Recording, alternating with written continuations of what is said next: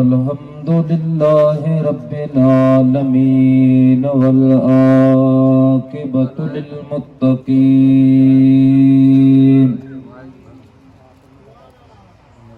वस्सलातु वस्सलामु अला सय्यदिल अंबिया वल मुरसलीन व अला आलिहि व अज़वाजिहि व अस्हाबिहि व अहब्बाइहि व उलमाए उम्मतिहि व सुलहाए मिल्लतिहि अजमाईन। अम्मा बादो फ़क़द क़ाल अल्लाहु अज़्ज़ा व जल्ल फ़ी कलामिहिल क़दीम फ़अऊज़ु बिल्लाहि मिनश शैतानिर रजीम बिस्मिल्लाहिर रहमानिर रहीम। अल्लज़ीन जाऊ मिन बअदिहिम यक़ूलून रब्बना इग़फ़िर लना व लिइख़वानिना अल्लज़ीना सबक़ूना बिल ईमान। वक़ाल अल्लाहु तबारक व तआला फ़ी मक़ामिल आख़र वक़ज़ा रब्बुका अल्ला तअबुदू इल्ला इय्याहु व बिल वालिदैनि इहसाना। सदक़ल्लाहुल अज़ीम व बल्लगना रसूलुहुन नबियुल करीम व नहनु अला ज़ालिका लमिन शाहिदीन व शाकिरीन वल्हम्दुलिल्लाहि रब्बिल आलमीन।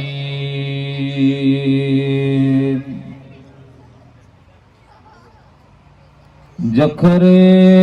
जहिड़ो जवान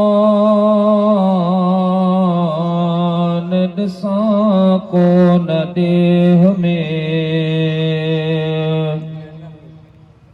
जखरे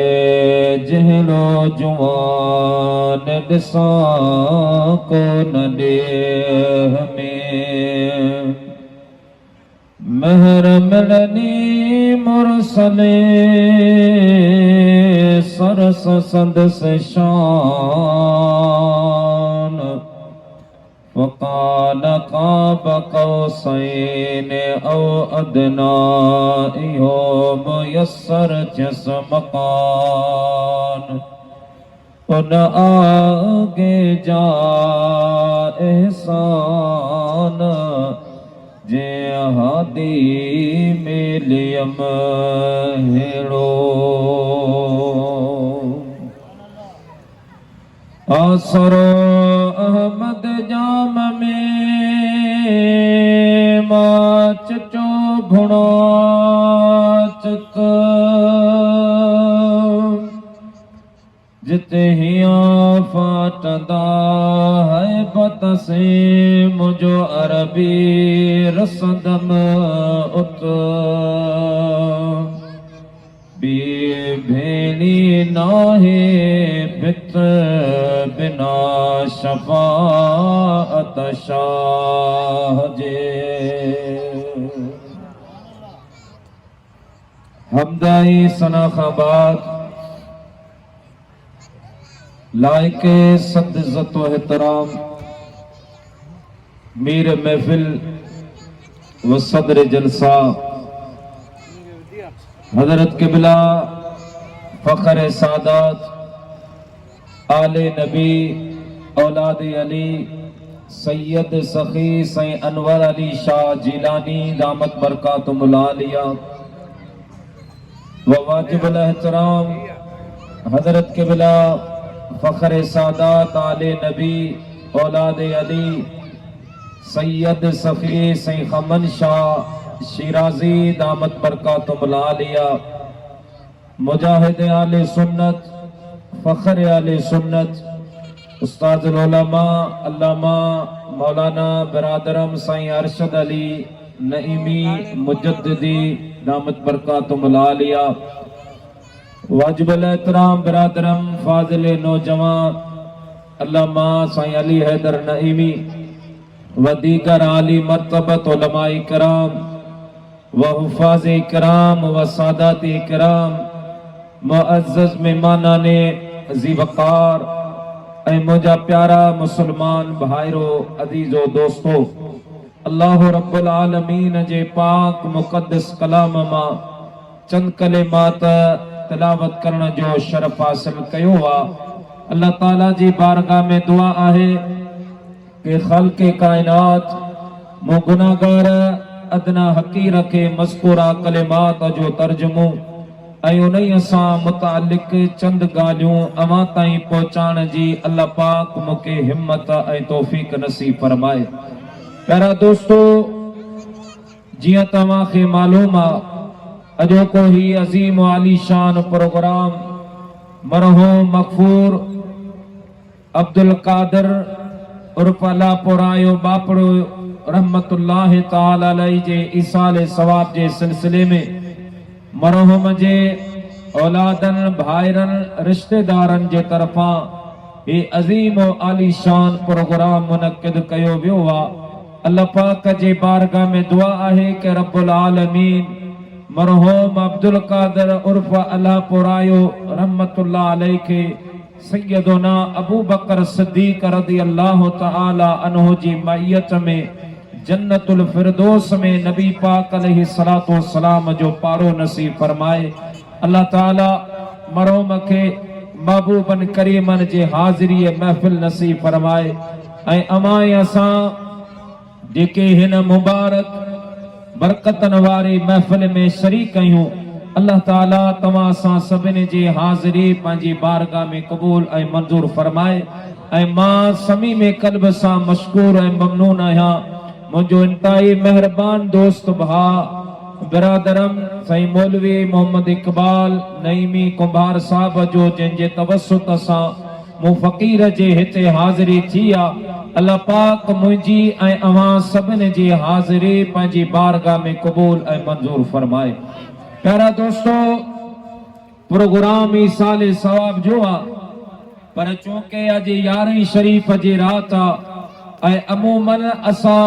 अहले सुन्नत व जमात वारा 11 तारीख़ ते हज़रत महबूब सुबहानी कुतुब रब्बानी हैकल यज़दानी पीर समदानी मीरा मुहियद्दीन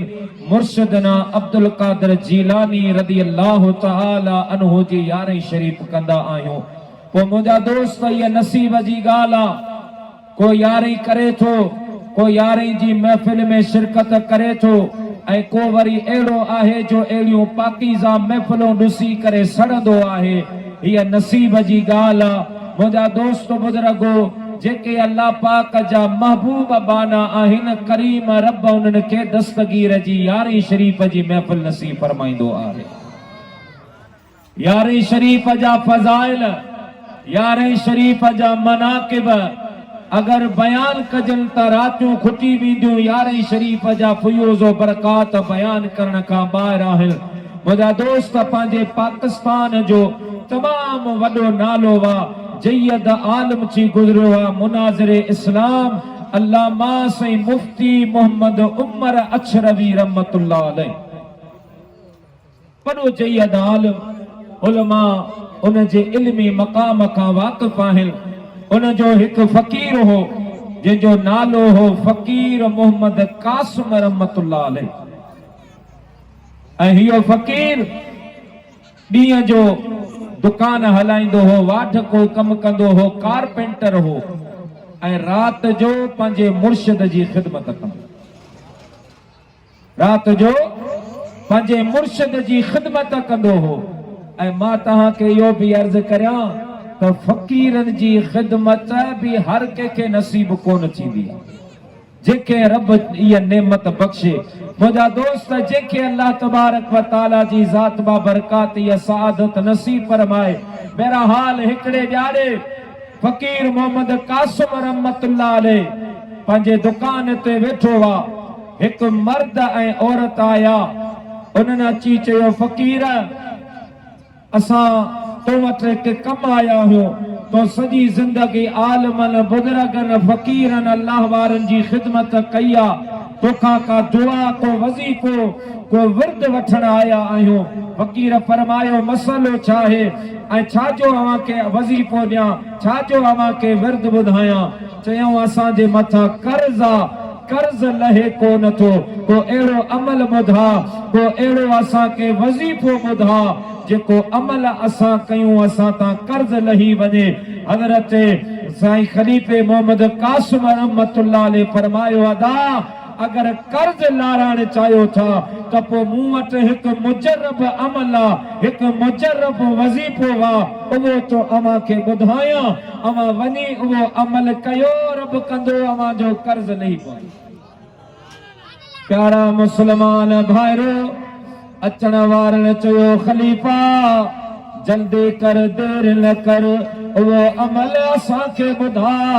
असां ॾाढा परेशान आहियूं, कर्ज़ असांखे परेशान कयो आहे। कहिड़ो अमल आहे, केतिरा ॾींहं पढ़णो आहे, केतिरा मर्तबा पढ़णो आहे, कहिड़े वक़्त में पढ़णो आहे। खलीफ़े मोहम्मद कासिम फरमायो अदा ॿियो को अमल न आहे, मां तव्हांखे ही अमल थो ॿुधायां। अव्हां वञी मुंहिंजे सुहिणे दस्तगीर पीरान पीर अब्दुल कादिर जीलानी जो अव्हां यारियूं कयो, अल्लाह कंदो अव्हांजो कर्ज़ लही वेंदो।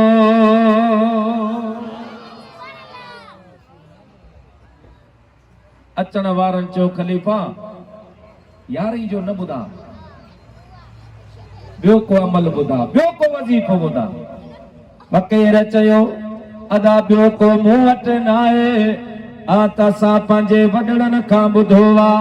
असां पंहिंजे बुज़ुर्गनि खां इहो ॿुधो आहे त यारहीं ॿारहीं जिन तुंहिंजी कई आहे, रिज़्क़ में बरकत तुंहिंजे पई आहे। यारहीं ॿारहीं जिन तुंहिंजी कई आहे, रिज़्क़ में बरकत तुंहिंजे पई आहे। पर पंजूणा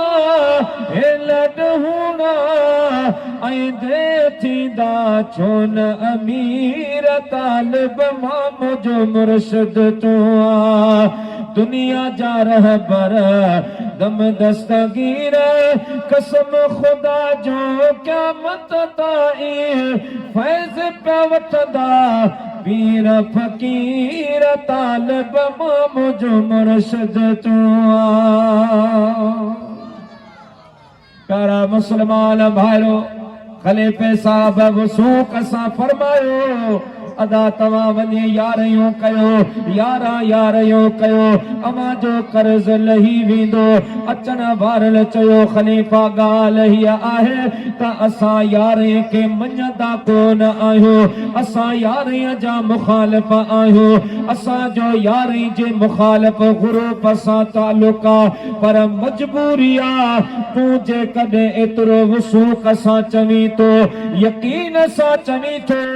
असां यारी करूं था, पर शर्त ही आ तोखे लिखी ॾियणो पवंदो। असां यारियूं करूं था ऐं यारहनि खां बाद में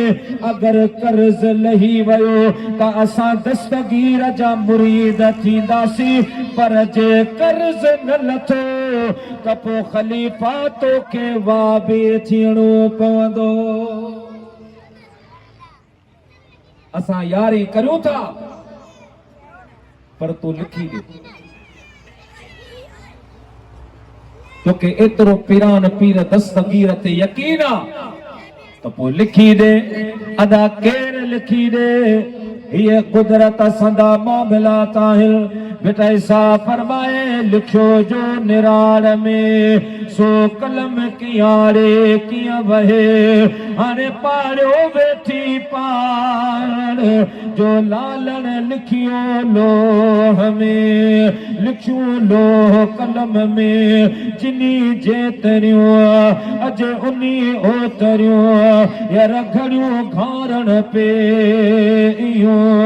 किस्मत का लिखा कभी टल नहीं सकता खुदा के सामने किसी का जोर चल नहीं सकता।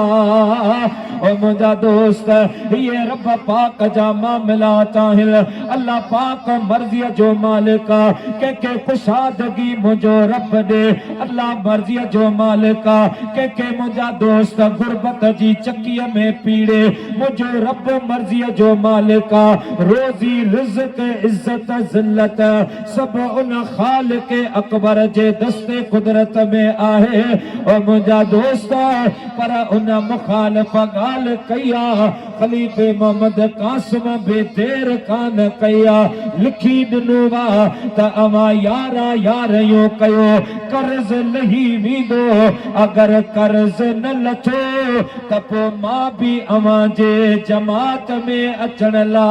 तैयार आहियां। फकीर लिखी दिनो ये खणी रवाना छा बाद में फकीर सोचो रहीम ये लेखत काने का यो ईमान जो सोधोआ मां त गलती कया मां यो गलत कदम खयोआ यकदम दुकान बंद करे अल्लामा मुफ्ती मोहम्मद उमर अशरवी जे दरबार में आयो ऐ मुंजा दोस्त रोए पयो अर्ज कयाई कामिल पीर मुझो ईमान बचा साईं फरमायो गाल चाहे सजी गाल करे बुधाइया हजरत अल्लामा मुफ्ती मोहम्मद उमर अशरवी रहमतुल्लाह अलैहि देर कान कया यकदम मुराकबो करे बगदाद शरीफ डामो करे पीराल पीर के सड कया ए इयो पे चवे त मुझा पीरन जा पीर कर वाहर दस्तगीर नाए पर बगदाद कर नजर मिठा मीर मुझा पीरन जा पीर कर वाहर दस्तगीर नाए पर बगदाद कर नजर मिठा मेरा ऐ मुश्किल में मिठा केर बियो ईंदो दिल के दिल जा केर बियो ॾींदो मुश्किल में मिठा केर बियो ईंदो दिल के दिल जा केर बियो ॾींदो भरे मुबारक पेर मुझा पीरन जा पीर कर वाहर दस्तगीर नाए पर बगदाद कर नजर मिठा मेरा ऐ हसन हुसैन जो प्यारो आहे मुरीदन जो मिठा सहारो आहे हसन हुसैन जो प्यारो आहे मुरीदन जो मिठा सहारो आहे आही औलाद अली शेर कर वाहर दस्तगीर नाए पर बगदाद कर नजर मिठा मेरा लाउड वारे का पैसा ॾींदा ऐं ख़ैरात में आंदो पैसा ॾींदा फजीलत सां पढ़ो सल्लल्लाहु अलैहि या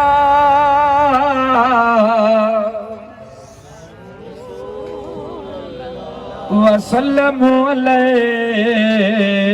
या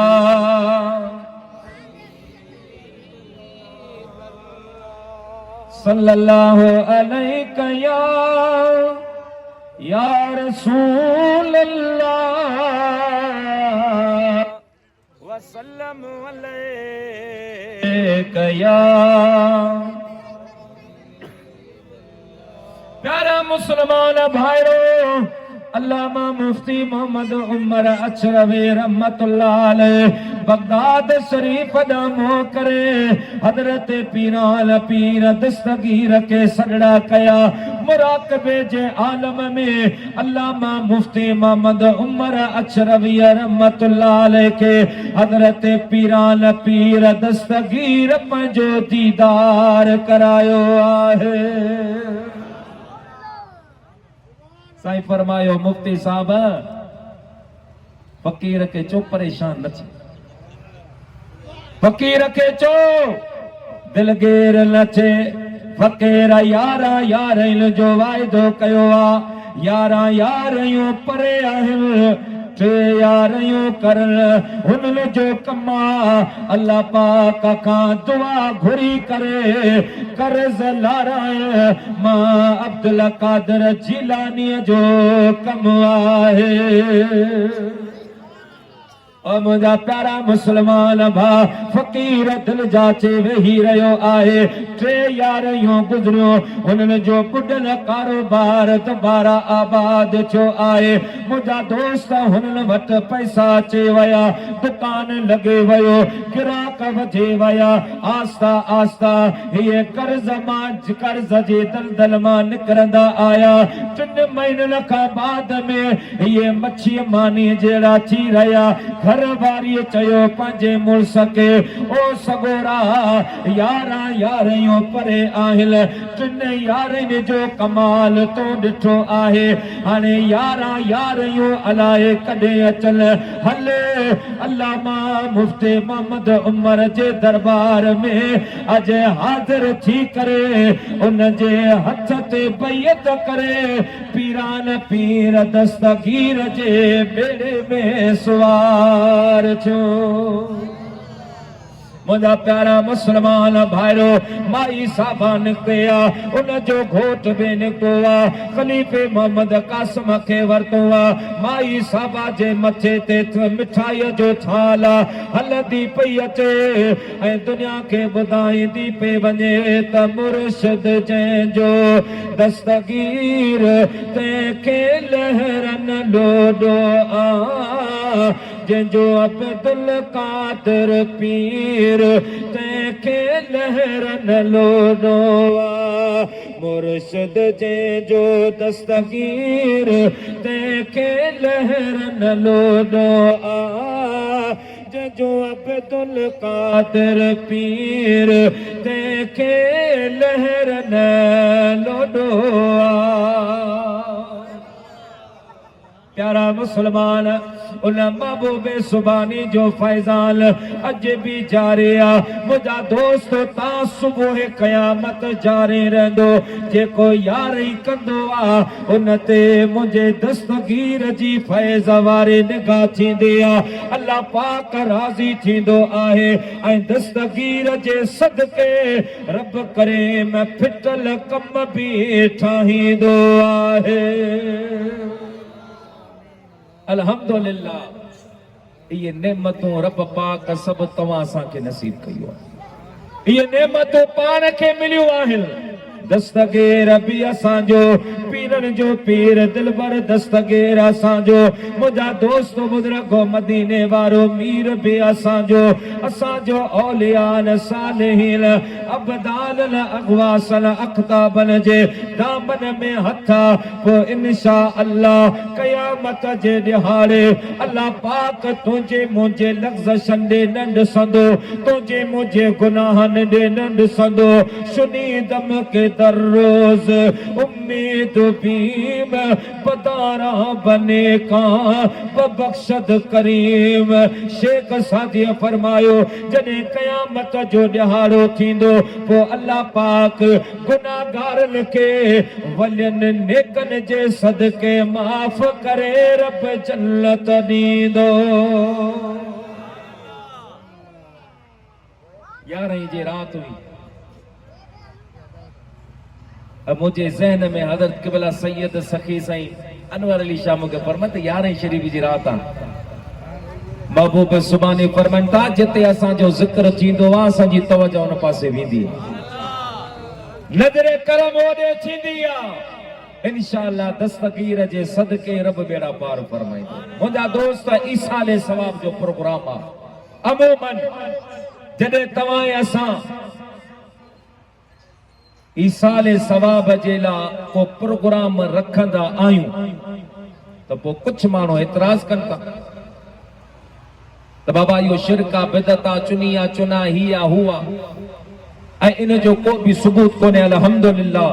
अहले सुन्नत व जमात जा जेके बि अकाइद व मामूलात आहिनि उन्हनि जो सबूत अल्लाह पाक जे क़ुरान में बि आहे त मुंहिंजे महबूब मुहम्मद करीम जी पाक सही हदीसनि में बि आहे ऐं ईसाले सवाब बि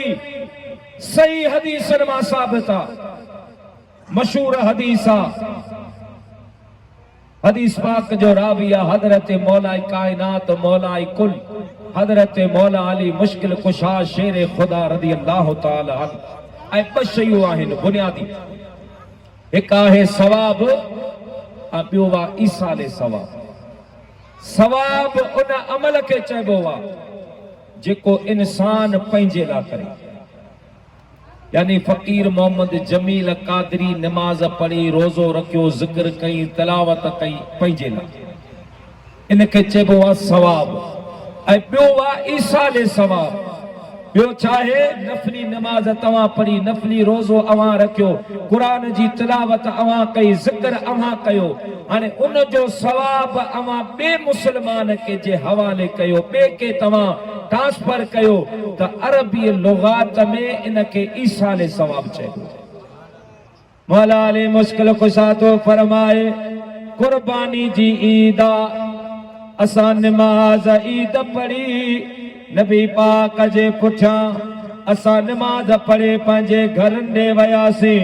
इन इरादे नियत सां त पंहिंजो को जानवर आणे ज़बा कयूं। हज़रत अली सईद तो फरमाए मां पंहिंजे घर वियो आहियां, मूं पंहिंजे घर मां दुंबो काहियो आहे, दुंबो जो रसो मुंहिंजे हथ में आहे, मां छिकींदो पियो अचां त मूं ॾिठो साम्हूं अल्लाह जा महबूब करीम आया पे, पर साईं जे ॿिन्हिनि हथनि में ॿिनि दुंबनि जा रसा, हिकिड़े हथ में हिकिड़े दुंबे जो रसो आहे, ॿिए हथ में ॿिए दुंबे जो रसो आहे। अल्लाह जो हबीब अचे पियो, मां अॻियां वधे अर्ज़ कयो या रसूल अल्लाह या हबीब अल्लाह, पुठी साल त हिकिड़े जानवर जे कुर्बानी कई आहे, अॼु तव्हां ॿ जानवर कायो पिया अचो, छा हुकुम में तरमीम या तब्दीली चे आहे छा? मुंहिंजे महबूब फरमायो न अलीउल मुर्तदा, हुकुम उहो ई पुराणो आहे, पर अॼु मां मदीने जो मीर ॿिनि जानवरनि जे कुर्बानी इन जे लाइ कयां थो। हिकिड़ो दुंबो मां मुहम्मद करीम जे तरफ़ां आहे ऐं ॿिए दुंबे जे कुर्बानीअ जो सवाब मां उन उम्मतीअ जे हवाले कयां थो जंहिं अॼोके ॾिहाड़े कुर्बानी न कई आहे। महबूबन फरमायो हिकिड़े दुंबे जो सवाब मुंहिंजे लाइ ऐं ॿिए दुंबे जे कुर्बानीअ जो सवाब ऐं उन उम्मतीअ खे ईसाल तो कयां जे अॼोके ॾियारे कुर्बानी न कई आहे। मुंहिंजा दोस्त, जेकॾहिं हिकिड़े मुस्लमान जे अमल सां ॿिए खे फ़ाइदो न पहुचे हा त मुंहिंजो हबीब पर पुट उम्मत जे तरफ़ां कुर्बानी को न करे हा, पर पुट उम्मत जे तरफ़ां कुर्बानी जो सवाब ईसाल को न करे हा, बल्कि मुंहिंजो हबीब इल्म गैब जो आलिम आहे। मुंहिंजे महबूब खे ख़बर हुई पुछां अहिड़ा बि माण्हू ईंदा जेके मुंहिंजे उम्मत खे परेशान कंदा, अॼु अमली तौर पर पंहिंजे उम्मत जे लाइ ईसाले सवाब करे मां मदीने वारो मीर एड़ो सबूत ऐं दलील तो छॾियां जो क़यामत ताईं केर इन अमल के न को शिरक बिदत चई सघंदो न को इनकार करे सघंदो बल्कि चवण वारो चवंदो त अदा ईसाल सवाब करण भी आमना जे लाल नबिन जे सरदार जी पाक सुन्नत मुबारक आहे। अल्हम्दुलिल्लाह मरहूम अल्लाह पुराए बाबरे जे अजीजन भाइरन मिटन माइटन ही जेको अमल कयो आ यो शिरक या बिदत नाहे मुझे महबूब मोहम्मद करीम जो तरीको ऐं सुन्नत मुबारक। बी हदीस मुझे महबूब पाक फरमायो मुझी उम्मत में एड़ा बे मानू होंदा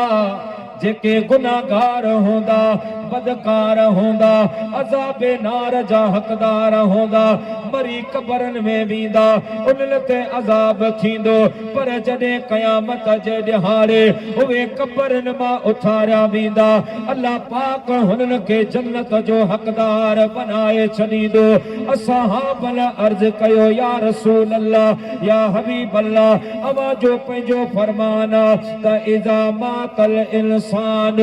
इल्क़त अमल जॾहिं इंसान मरी वेंदो आहे उन जे अमल जो सिलसिलो ख़त्म थी वेंदो आहे यानी कब्र में निमाज़ नाहे कब्र में रोज़ो नाहे कब्र में हज ज़कात नाहे जो कुछ भी करणो आहे ज़मीन जे मथां करणो आहे जो कुछ भी करणो आहे ज़मीन जे मथां करणो। बेटा ऐसा फरमाए उची पोखा पोख जैसी थई वट वलहार में पो वटप भी दे निकरे सुकी थी दे सोक जिते लुण दो सारो लोक उते सतू दी दे संगला। ओ मुझा प्यारा मुसलमान जो कुछ भी करनो आहे हिते जमीन ते करनो आ अल्लाह पाक के राजी जमीन ते करनो आ दुनिया मज़रातुल आखिरा मुझे हबीब पाक फरमायो दुनिया आखिरत जी पोख आहे जेका पोख भी उहा लुण भी आ जेको दुनिया में अमल थींदो उन जो क़यामत जे ॾिहाड़े बदिलो ॾिनो वेंदो। मुंहिंजा प्यारा दोस्त असहाबन अर्ज़ कयो महबूबा अवां पाण फरमायो इंसान मरंदो आहे अमल जो सिलसिलो ख़त्म थी वेंदो आहे पर हीअ त गुनाहगार हुआ बदकार हुआ अज़ाब नार जा हक़दार हुआ मरी विया को मरण खां बाद में हिनने कहिड़ा अमल कया हिनने कहिड़ियूं नेकियूं कयो जो अल्लाह पाक उन्हनि खे जन्नत ॾिने जन्नत जो हक़दार बनायो हिनने जा ॾो गुनाह माफ़ कया विया। मुझे महबूब फरमायो गुलाबो उहे पाण को अमल कोन कंदा पर उन्हनि पुठियां नेक औलाद छॾियो हूंदो वफ़ादार दोस्त छॾिया हूंदा वफ़ादार मिट माइट छॾिया हूंदा जेके हर मौक़े महल ते हिन मरो मझेला पिया दुआऊं घुरंदा ईसाले सवाब कंदा पोइ अल्लाह पाक उन मरहूम जी दुआ खे क़बूल करे हिन मरण वारे खे माफ़ करे रब जन्नत ॾींदो आहे। हबीबन फरमायो त उन पुठियां नेक औलाद छॾियो हूंदो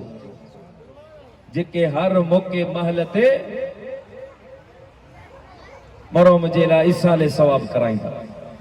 ऐं इहा नेक औलाद जी नेमत भी रब कंहिंखे कंहिंखे नसीब कंदो।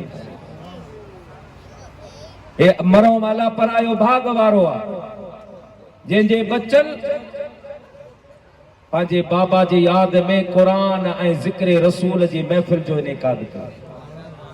घणा माण्हू वरी पंहिंजे माइटनि जे लाइ क्रिकेट जी मैच कराईंदा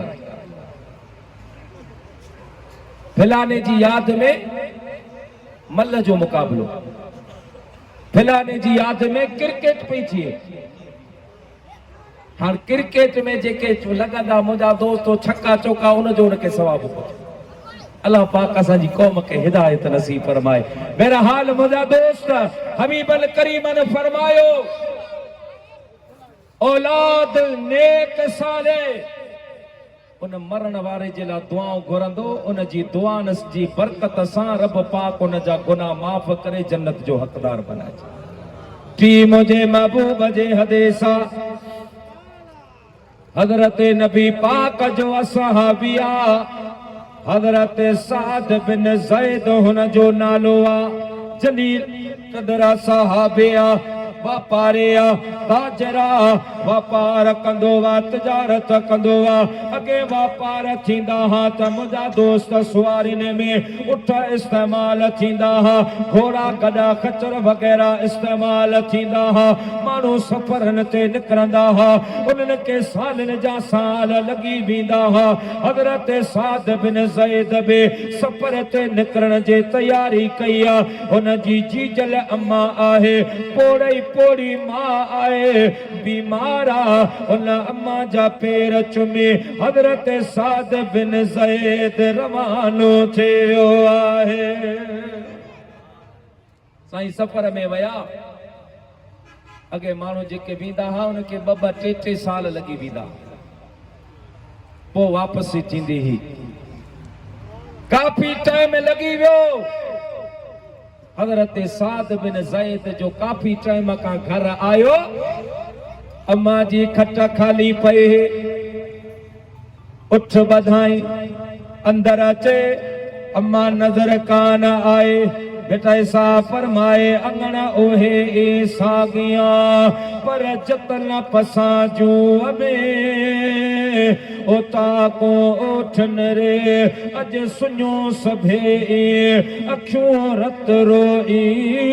यार माग पसी मोटियों लालन लडे वो लोकमा पाड़े पई पचार न मल्लाह न मकड़े न का तंद तवार कश्ती जा हम सुवार यार कल लडे व्या पड़े।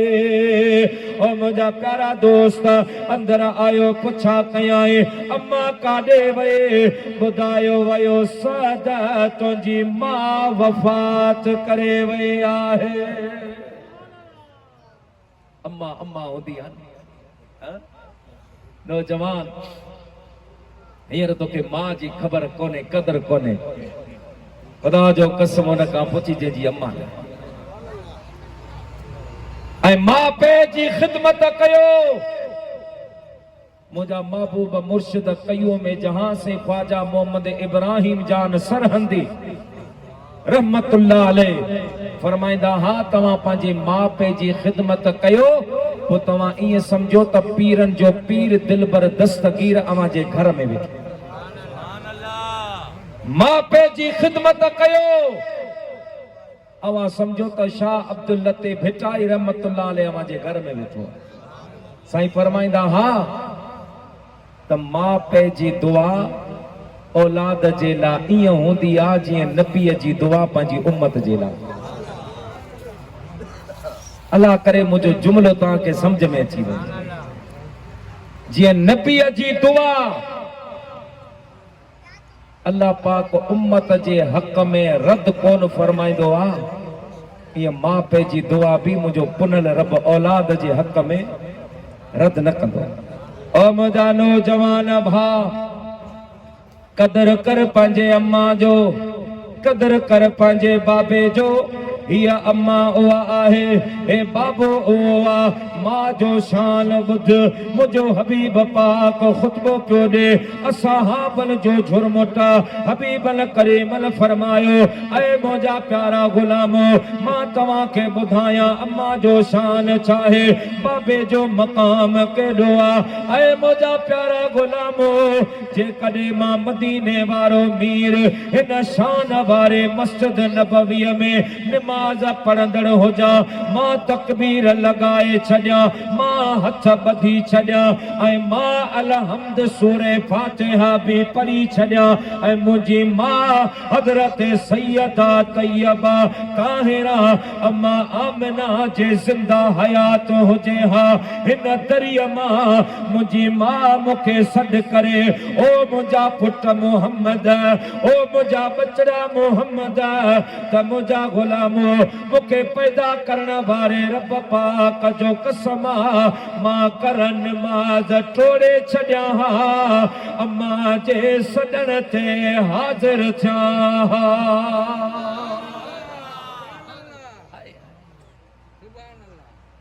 मां पे उहे मुक़द्दस हस्तियूं आहिनि जिन जी दुआ जी ज़रूरत अल्लाह जे नबीन खे हूंदी। सैयदना मूसा कलीमुल्लाह आला नबीना व अलैहि सलातो सलाम तूर सीना जबल ते वञी मुंहिंजो रब सां कलाम करे। हिकिड़े ॾियारे आयो, अल्लाह पाक फरमायो कलीमुल्लाह सुभाणे खां पोइ ख़्याल सां अच। अर्ज़ कई मुंहिंजा मौला ऐं ज़माने खां अचां पियो, कॾहिं तो मूंखे ईअं कोन चयो त ख़्याल करे अचिजे, हाणे पियो फरमाई। रब पाक फरमायो मूसा अलैहिस्सलाम अगे तो घरा निकिरंदो हे तुंहिंजी पोड़ी मां पुठियां हथ खणंदी। मुंहिंजा मौला मुंहिंजो मूसा अचे पियो न तोखे पार थो अचे। अॼु उहा तुंहिंजी मां पारत करण वारी कान्हे, अॼु वफ़ात करे वई आहे। ऐं मुंहिंजा दोस्त मां पंहिंजी दुआ सां अल्लाह जो कसम उहे मक़ाम मर्तबा तोखे नसीब थींदा जेके तूं पंहिंजी महिनत कोशिश पंहिंजे अमल सां तूं उहे मक़ाम नथो हासिल करे सघीं जेको मुंहिंजो रब तोखे मां जी दुआ सां। वॾो मुर्शिद, वॾो मुस्तजाब दावत मां पे अल्लाह जो नबी आहे हज़रत यूसुफ अलैहिस्सलाम। मुंहिंजा दोस्त भाइरनि खपायो, काफ़िले वारनि जे हवाले ॾिनो। मुंहिंजा दोस्त उन्हनि खे चयाऊं असांजो भाउ नाहे, गुलाम विकिणी छॾियाऊं। काफ़िले वारनि यूसुफ अलैहिस्सलाम खे खयो आहे, हथ ॿधाऊं, हथनि में हथ कढ़ियो, पेरनि में डांड लॻाए, जेल में मुंहिंजा दोस्त रसा ॿधे हज़रत यूसुफ अलैहिस्सलाम खे उन्हनि उठ ते ॿधो आहे। हलंदा रहिया अचानक हिन काफ़िले जो गुज़र हिकिड़े कब्रिस्तान जे पासे मां थियो आहे, मुक़ाम वटां थियो आहे। जॾहिं यूसुफ अलैहिस्सलाम जे निगाह उन कब्रिस्तान ते पई आहे त साईं का दाह निकिरे वई। फरमा लॻा ऐं काफ़िले वारो यार हिन मुक़ाम में मुंहिंजी जीजल अम्मा जे क़बर मुबारक आहे, वरी अचण या नसीब, वरी हिननि पटन ते आऊं ईंदसि अलाए कोन ईंदसि, वरी हिननि रस्तनि तां मुंहिंजो गुज़र थींदो अलाए कोन थींदो। यारो मूंखे थोरी देरि लाइ मोकल ॾियो, मां वञा पंहिंजे अम्मा जो अॼु आख़िरी सलाम भरे अचां। काफ़िले वारनि खे रहम अची वियो, हज़रत यूसुफ अलैहिस्सलाम खे छॾियो। जॾहिं अम्मा जे क़बर मुबारक ते आया, ओ मां जो उहे बचपन जूं ॿोलियूं यादि अची, मां जूं ममताऊं यादि अची वयूं। लुड़क भरजे आया, ॼणे ईअं फरमा लॻो पाले ॾुखनि लए कयईं चार जी जल ताते, ॾुखनि लए कयईं चार जी जल। इन्हनि ॾुखनि ॾिसण लाइ, इन्हनि सूरनि सहण लाइ ॾिनई प्यार जी जल पाले। ॾुखनि लाइ कयईं प्यार जी जल, तोखां पोइ अज़ीज़नि कयूं अलविदायूं, जोड़ी वाल ऐं ॿिया करे विया जुदायूं। नाहे रब खां सवा को, नाहे रब खां सवा को, मुंहिंजो यार जी जल दुखन ले कई प्यार जी जल ओ मुझे अम्मा कदे कख बर्दाश्त न कंदे होया कदे मख बर्दाश्त न कंदे होया कदे मच्छर बर्दाश्त न कंदे होए ओ मुझी अम्मा अज तुझे बच्चे यूसुफ जो यो हाल अम्मा अज हथन में हथ कड़ियो अज पेरन में डान लगा पिया आहिन अज भाइरन खपाए छड़ियो वा धारन जे हवाले करे छड़ियो वा पजे टोलड़िया मां टोड़े छड़ियो आहे मुझा प्यारा दोस्त जे वक्त में यूसुफ अलैहिस्सलाम पंजी अम्मा जी कब्र ते भी करे पंजे दर्द जो दास्तान बयान कयो आहे ता हजरत बीबी राहेला जी कब्र मुबारक में मुझा दोस्त बुजुर्ग चुपस चे वैया कब्र लुटन लगिया कब्र हलन लगे कब्र मां आवाज आयो ओ मुझा यूसुफ पुटा तो दिलगीर लची मां तो जी अम्मा कब्र में हथ खणियो वेठी आया मुझा पुट मिस्र में पहुंचण तुझो कम आहे तुझी इज्जत ऐं वकार खे आसमान ते पुजाण मुझे करीम रब जो कम आहे मुझा यूसुफ पुट तो ॾिस जा मानन जा खजाना खुटे वेंदा बादशाह हथ मथे करे भी रोंदा के वटि एडी मिल्कियत कोन हूंदे जेको तोखे ख़रीद करे सघे ऐं मुझा बच्चा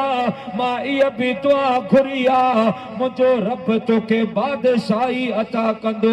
यूसुफ तो बादशाह थी दे ऐं जिन तोखे खपायो वा जिन तोखे विकियो वा ये फकीर बणिजे तोखां खैरात पिनण ईंदा खुदा जो कसम वो तारीख़ गवाह है जॾहिं यूसुफ अलैहिस्सलाम खे मिस्र जी पिड़ी में पेश कयो वियो हो न तो उन्होंने इं कोन चयो तो यो नबी अलैहिस्सलाम आहे ऐं नबी अलैहिस्सलाम जो पुटा न उन्होंने चयो कि गुलाम आ असां गुलाम आंदो वा गुलाम बनाए विकणन पिया पर जॾहिं ॿोली लगी यूसुफ अलैहिस्सलाम जी जेका रकम जेको मुल लगो ओ साईं जो जेतिरो वज़न आ एतिरो जेको सोन ॾींदो सो यूसुफ अलैहिस्सलाम जो ख़रीदार पिड़ीअ में ॻाल्हि हुली वई त हिकिड़ो ग़ुलाम आयो वा उन जी क़ीमत उन जे वज़न बराबरि सोन जेतिरी लॻी माण्हुनि जी रश थी वई ॾिसण वारा के वठण वारा बिना ॾिसूं कहिड़ो ग़ुलाम आहे वठ वठां लॻी हुई अचनि पिया ॾिसनि पिया अचनि पिया वञनि पिया उन्हनि माण्हुनि में हिकिड़ो अहिड़ो बि माण्हू हो जंहिं यूसुफ अलैहिस्सलाम खे सुञाणी वरिती अरे ही त यूसुफ अलैहिस्सलाम बचंदे बचाईंदे करीब आयो पुछाई यूसुफ हेॾी तुंहिंजी क़ीमत लॻी आहे हेॾो तुंहिंजो यूसुफ मुल मुक़रर छो आहे ख़ुदा कहिड़ो तो में कमाल आहे ओ प्यारा यूसुफ अॼु कहिड़े मोजिज़े जो इज़हार कयो अथई साईं जे अखियुनि मां रुड़क भरिजी आया पाण फरमायो अदा इहो यूसुफ अलैहिस्सलाम जो कमाल न आहे इहो मुंहिंजे जीजल अम्मा जी दुआ जो असर आहे मां जी दुआ ही उहे मां पे आहे जिन जे लाइ मुंहिंजे मुस्तफ़ा करीम फरमायो मंज़ार क़ब्र अबवैहि औ अहदिहिमा फी कुल्लि जुमअतिन गुफ़िर लहू व कुतिब बर्रा औ कमा क़ाल अलैहि सलाम मुझे महबूब फरमायो जेको बच्चो जुमे जुमे रात पंहिंजे मां पे जी क़ब्र मुबारक जी ज़ियारत कंदो रब पाक उन जा सब गुनाह माफ़ फरमाए छॾे उलमा मौजूद आहिनि सदात सगोरा मौजूद आहिनि मुमकिन आहे किथे हुजे पर मूं अॼु ताईं कोन पढ़ियो के हदीस में या के किताब में त अवां फलाने वलीअ जी क़ब्र जी ज़ियारत कयो तव्हांजा गुनाह माफ़ थी वेंदा अवां नेकनि में शुमार थींदा न के वलीअ जे बारे में पढ़ियमि न के असाबी जे बारे में पढ़ियमि त उनजी मज़ार पुर अनवार जी ज़ियारत सां रब जिंदगी जा गुनाह माफ करे मुझा दोस्त। पर मापे जे बारे में मुझे मदीने वारे मीर फरमायो बच्चो जडे अम्मा जी कब्र ते ईंदो आ मुझो रब उन जी जिंदगी जा सब गुनाह माफ करे। अज तुझी मुझी मां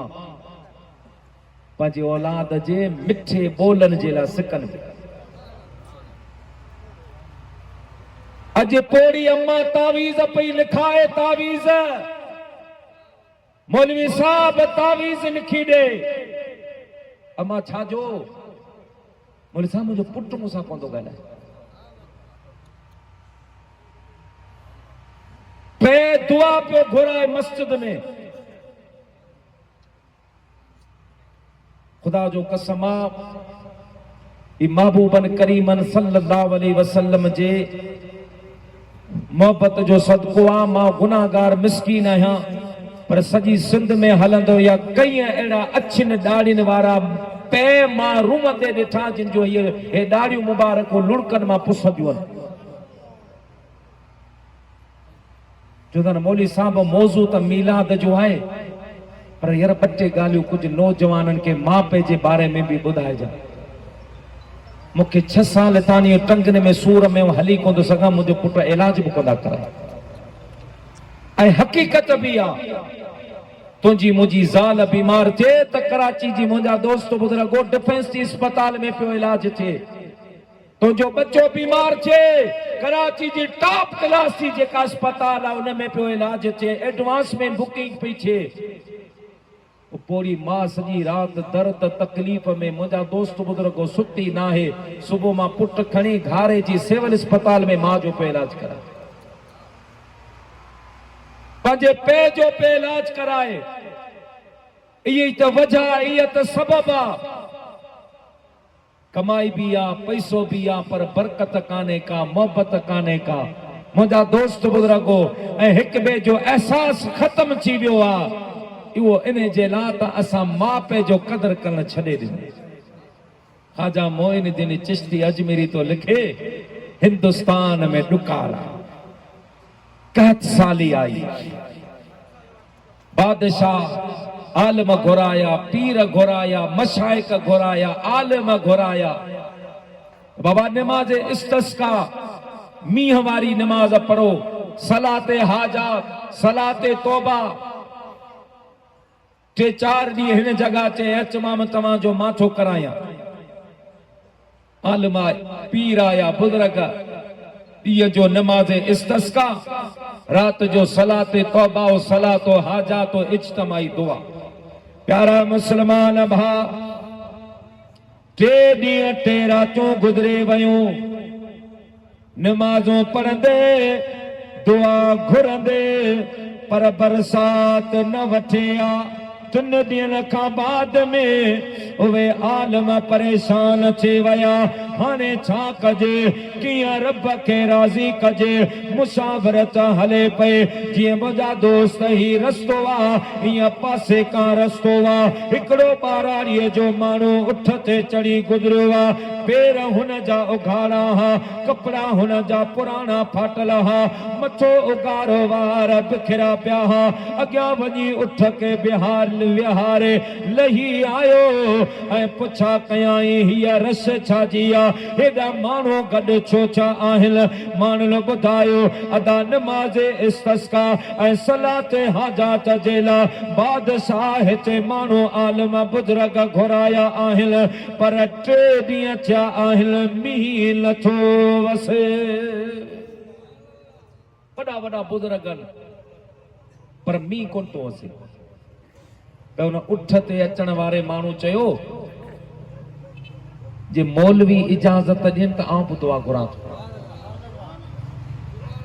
पर मूंखे यकीन आहे मुंहिंजो रब मुंहिंजा हथ खाली न मोटा। अमी वञो मोकल वठो मौलवी ने किचो मुंहिंजो मोहम्मद दुआ केर बि घुरे। फ़क़ीर हथ खया अल्लाह पाक जे बारगाह में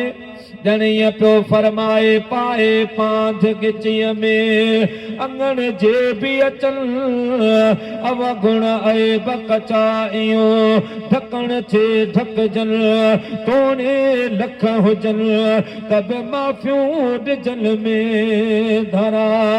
मुझे मदायन जे कल पिरिया पे कॾहिं न को साथिया के डोरा पाडे साजन सबो मुझो ढकूं ढोल ढिलाइयो ऐ परवरदिगार है ये मुर्ज़गार इनको माफी दे न कर इनके खताओं को शुमार इनको माफी दे उन फकीर दुआ घुरे ऐ मुझा मौला मीही वसा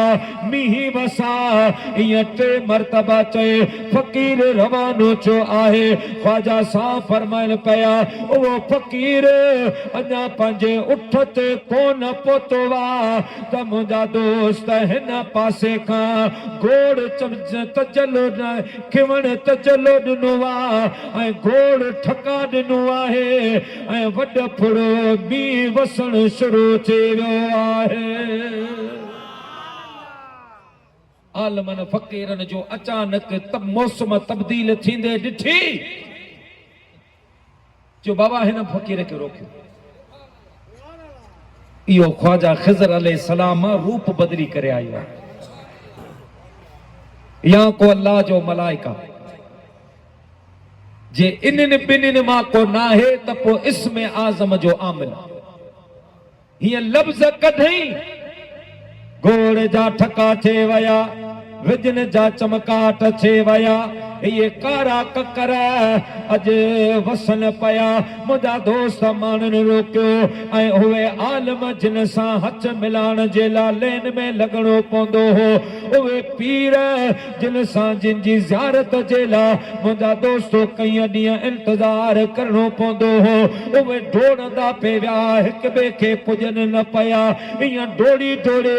वञी हिन ॿाराड़ीअ जे माण्हूअ खे के भाकर पातो आहे के हथ चुमिया के पेशानी चुमिया के मुझा दोस्त मौको न मिलो को पुठा पियो चुमे त को कपड़ा पियो चुमे ऐ अल्लाह वारा दस केर आहे इसमें आज़म जो आमिल आहे या खिज़र अलैहिस्सलाम आहे या को अल्लाह जो मलाइक आहे चवण लॻो न मौलवी साहब न को आमिल आहियां न को खिज़र अलैहिस्सलाम आहियां न को अल्लाह जो को मलाइक आया ऐ मौलवी साहब इहो मुंहिंजो कमाल नाहे हीअ जेका रब इज़त ॾिनी आहे इहो सभु मुंहिंजे जीजल अम्मा जे दुआ जो कमाल आहे मौलवी साहब अम्मा जी दुआ साईं अहवाल ॿुधा कीअं मिली फरमाई असां 7 भार हस भेण कान हुई 6 भारनि जो शादियूं थियूं अब्बा वफ़ात करे वियो अम्मा मूंखे चयो पुट तोखे परणाया मूं चयो न मुंहिंजी अम्मा कहिड़ी ख़बर मूंखे कहिड़ी माई मिले कहिड़ी ज़ाल मिले तो अम्मा जे ख़िदमत न बि करे जीअं भारनि जो घर वारियूं अम्मा तोखे पुछल कोन थियूं मुंहिंजी मां मुंहिंजी शादी तुंहिंजी जल तां कुर्बान आहे ओ मुंहिंजी मां तुंहिंजी ख़िदमत थो कयां अम्मा मूंखे इजाज़त ॾे पोइ मौलवी साहब मूं अम्मा जे ख़िदमत कई मज़दूरियूं कयूं उठ चारिया महिनतूं करे ॾींहं जो मज़दूरी करे राति जो अम्मा खे आणे ॾींदो हुयसि मुंहिंजी अम्मा जी ख़िदमत मां कंदो हुयसि पोइ उहो बि टाइम आयो मुंहिंजी मां बीमार थे त अम्मा के मानी पचाए आऊं खाराईंदो हुयसि अम्मा जा कपड़ा आऊं धोईंदो हुयसि अम्मा के पेरन ते मथे ते टंगन ते ज़ोर आऊं ॾींदो हुयसि जेसी अम्मा न सुम्हंदी हुई तेसी मूंखे सुम्हण हराम हूंदो हो वली साहब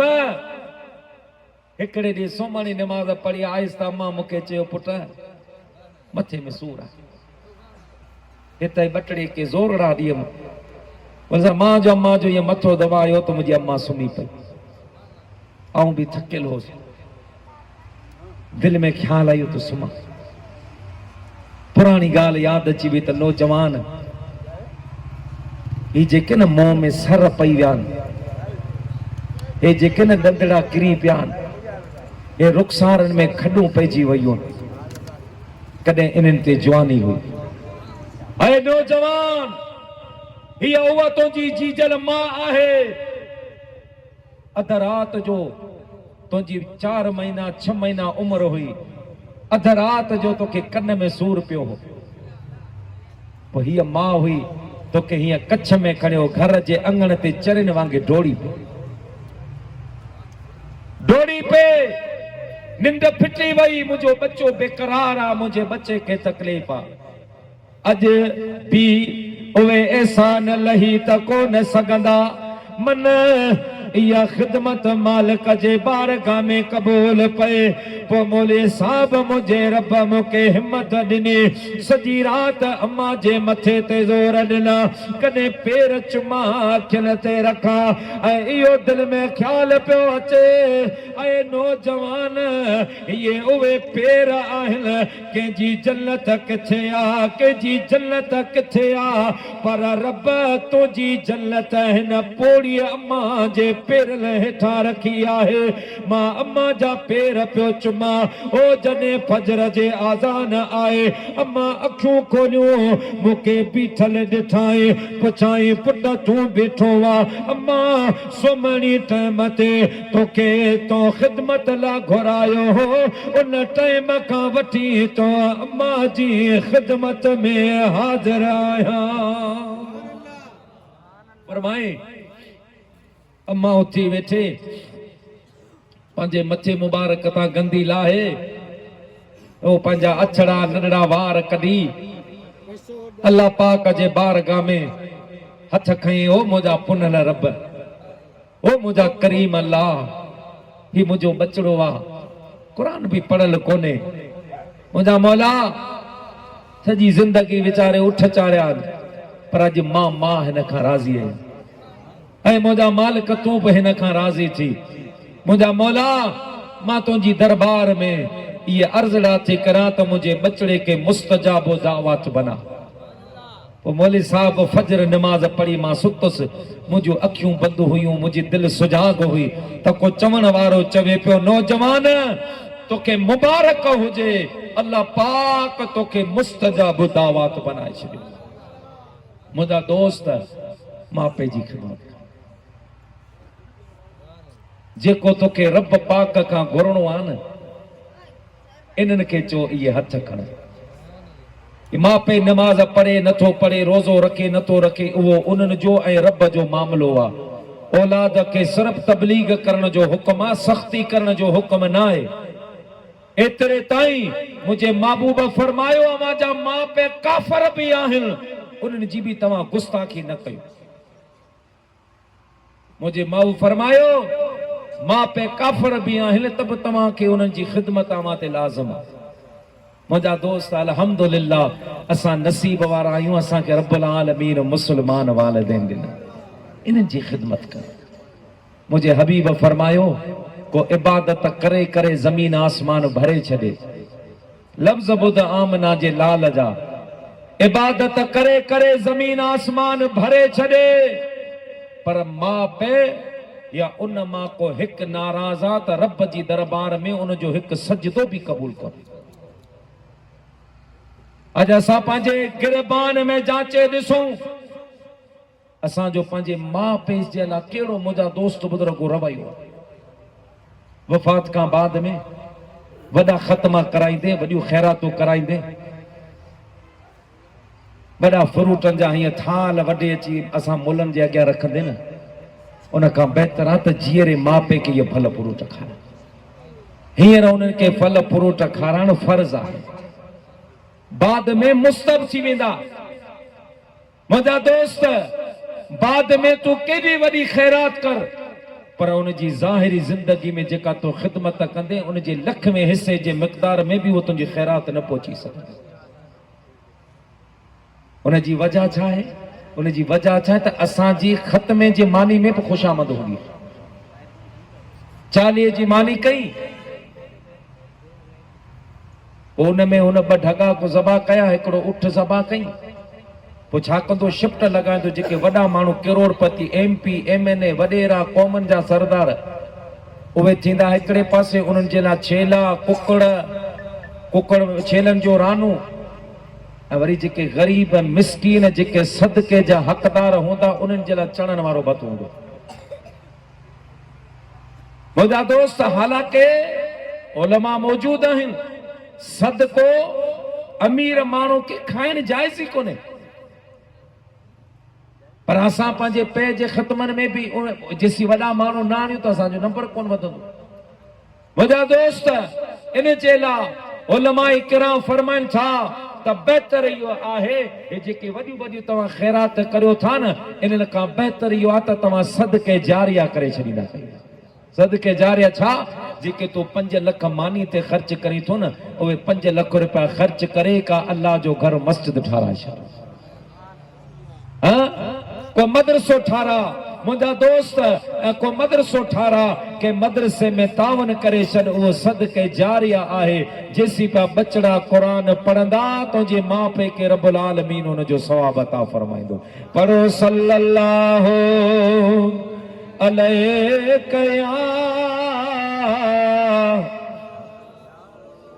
वसल्लम अलैहि। प्यारा मुसलमान भाइरो, अल्लाह ताला जी ज़ात बाबरकात फरमायो, अल्लज़ीना जाऊ मिन बअदिहिम यक़ूलूना रब्बना इग़फिर लना व लिइख़वानिना अल्लज़ीना सबक़ूना बिल ईमान। अल्लाह ताला जी ज़ात बाबरकात फरमायो, उहे माण्हू जेके उन खां बाद में आया, यानी हिकिड़ा उहे माण्हू जेके दुनिया मां वफ़ात करे विया, वरी उन खां बाद यानी उन्हनि जो औलाद, उन्हनि जा रिश्तेदार, उन्हनि जा अजीज़ो अक़रबा, उन्हनि अल्लाह पाक जी बारगाह में हथ खया, ऐं असांजा मालिक असांखे माफ़ फरमा, ऐं असांजे उन्हनि भाउरनि ऐं भेनरुनि खे बि माफ़ फरमा जेके ईमान जे हालत में हिन दुनिया मां वफ़ात करे विया। नायत में अल्लाह तबारक व तआला उन्हनि माण्हुनि जी तारीफ़ कई आहे जेके पंहिंजे मरहुमीन जे लाइ ईसाले सवाब कनि था। अल्हम्दुलिल्लाह, इहो तव्हां असां ईसाले सवाब करियूं था, इहा नेमत रब तोखे मूंखे नसीब कया। पर मिठा, सभ खां अफ़ज़ल ऐं आला इहो आहे त पंहिंजो अमल ज़िंदगी में कर, ज़िंदगीअ में कर। अल्लाह पाक जवानी ॾिनी अथई, अल्लाह पाक मुंहिंजा दोस्त सेहत ॾिनी अथई, अल्लाह पाक तोखे फुर्सत ॾिनी आहे। ओ मुसलमान, मोटे आ पंहिंजे मालिक जे दरबार में एॾो मुतकबर थी करे न हल, एॾो रब पाक जो नाफरमान थी करे न हल। नौजवान, कॾहिं पंहिंजी तनाईअ ते सोच, यार तूं ऐं मां अकेलाई में छा था कयूं, तूं ऐं मां तनाईअ में छा था करियो। मुंहिंजा मिठा, इहा हमेशा जवानी कान रहंदे, इहो हमेशा पैसो ॾोकड़ कोन रहंदो। हिकु ॾींहुं तोखे मूंखे वाहिदुल क़हार खे जवाब बि ॾियणो आहे। मुंहिंजे हबीब फरमायो, क़यामत जे ॾिहाड़े कंहिंजा कदम तेसी न हलंदा जेसी रब उन खां इहो न पुछे, ऐं मुंहिंजा बाना इहो पैसो तो किथां आंदो, किथे तो ख़र्च कयो, ऐं जवानी तो कहिड़े अमलनि में गुज़ारे। जे आयो आहीं त छा खणी आयो आहीं? पैसो किथां अथई, किथे ख़र्च कए? एॾो नाज़ न कर, एॾो इतरा न, एॾो रब सां जंग न कर। बेटा घोट फरमाए, संग पसे सरहे न थे, मता हो त पंहिंजो न कर। इन दर मथे दादलियो रूह जूं रत वञल, लोधे छॾियो लतीफ़ चए, कई बानियूं बारो चल से पुनू किया पसंद जिन जोर रखो आजात ते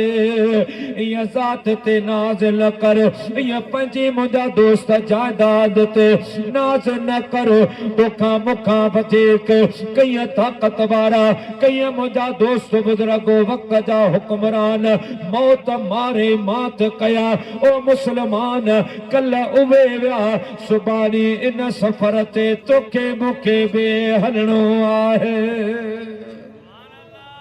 आज़ाई हलणो आ सकदर आजम रूहे जमीन जो बादशाह हो आखिरी वक्त आयो सो वसियत कई मुझा हथ कफन मां बाहर कढजो सोना छाजेला फरमाई मां दुनिया के इबरत जो पैगाम ॾियण तो चाहियां मता समझो त सिकंदर आज़म रूए जमीन जो बादशाह हो कुछ पाण सां गॾु खणी वियो न दोस्तो मां भी खाली हथ न पियो वञा अवां खे भी खाली हथ न वञणो आहे मुझा दोस्त पंहिंजे अमलन जी इस्लाह कर पंहिंजे पान जो एहतसाब कर पुनल रब जी बारगाह में मोटी आ मुसलमान तुंहिंजो मुंहिंजी जिंदगी जो जेको मिंट लम्हो गुज़रे पियो तोखे मूंखे मौत जे करीब पियो करे जेको कदम असां खणूं पिया वो कबर जे वेझो पियो करे पंहिंजा अमल ठीक कर पंहिंजे रब खे सुञाण मुंहिंजा दोस्त दुनिया फानी आ दुनिया कम न ईंदे कम ईंदो पंहिंजो अमल पंहिंजो किरदार पंहिंजो अखलाक कम ईंदो मुंहिंजा दोस्त ॾिसो न केॾा नेक साले अल्लाह जा प्यारा बानड़ा वञनि पिया ऐं कलो के ॾींहं में पंहिंजे सिंध सुहारी जो माया नाज़ ख़तीब नाइब बुलबुल सिंध ख़तीब आले सुन्नत हजरत अल्लामा से हाफिज अली अकबर कासमी रहमतुल्लाह अलैह जिनकी आवाज में अल्लाह पाक व कशिश रखी ही जिनकी मुझा दोस्त बुजुर्गो तकरीर के अंदर जंगल दिलन ता कट लहंदा हा पान हिकड़ा आलमी मुबल्लिग हा आलमी खतीब हा अल्लाह पाक वडो खेन मकाम ए मर्तबो अता फरमायो हो पर तबियत जा एडा सादड़ा होंदा हा पेरी मुलाकात थींदी ही उन में भी एडी शफकत सा मिलंदा हा जन को सालन जो पुरानो वास्तो केडो भी मुझा दोस्तो को तकड़ो मानू हुजे जलसो हलंदो हो के बेला हाफिज साहब रहमतुल्लाह अलैह जो बयान शुरू थींदो हो संदन बयान में संदन लफ्जन में मुझा दोस्त बुजुर्गो संदन गुफ्तगो में वो तासीर होंदो हो जो दुनिया जा कम विसरी वेंदा हा ऐं बुधण वारे जी वाग मदीने वरी पहुंदी तवा जड़न असा जड़न अबो जड़न सादड़न मानन जे मुझा दोस्त बुजुर्गो उन मर्द हक मर्द कलंदर मर्द मुजाहिद जेका खिदमत कया मुझा दोस्त बुजुर्गो यकीनन उन जी खिदमत जो को नेमोल बदल नथो थी सके ऐं उन जे दुख ते असा उन जे तमाम सोगवारन सा बराबर दुख में शरीक आहियूं ऐं दुआ को आहियूं के बेला हाफिज साहब रहमतुल्लाह ताला अलैह जे ला अल्लाह पाक खेन रसूल सल्लल्लाहु अलैहि वसल्लम जी हाज़िरी महफिल नसीब फरमाए मुझो तो यो अकीदो आ मुझो तो यो ईमान आ जो त हाफिज अली अकबर कासमी रहमतुल्लाह अलैह सजी जिंदगी रसूलुल्लाह जा गीत गाया मदीने वारे मीर जी पछार कई उन जी सुञाणप हुजूर जो जिक्र आ संदन जात न संदन कौम न संदन कबीलो न अज हजार हा मानो हाफिज अली अकबर रहमतुल्लाह अलैह जे वफात जो बुधी करे गमगीन आहिल के जे करे मोहब्बत थी हुजूर जे करे मोहब्बत थी संदन पहचान हुजूर जो जिक्र हो हर झर में झंग में वसंदीन वाहन में छरन में बरन में मुझा दोस्त जिते भी वनी रसूलुल्लाह सल्लल्लाहु अलैहि वसल्लम जी मोहब्बत ऐं संदन अज़मत जो पैगाम पहुंचायो मुझो त ईमान आ त साईं जन जिया कबर मुबारक में लेचा होंदा मुझे मदीने वारे मीर साईं के हिया भाकर पाता होंदा जो सजी जिंदगी हाफिज अली अकबर कासमी रहमतुल्लाह अलैह हुजूर पुर नूर सल्लल्लाहु अलैहि वसल्लम जे दीन जे तबलीग कई अल्लाह पाक संदन मजार ते करोड़ा रहमतों नाज़िल फरमाए अल्लाह पाक मुझो चवण अवां जो बुधण पांजी बारगाह में कबूल फरमाए व आखिर दावाना अनिल हम्दुलिल्लाहि रब्बिल आलमीन।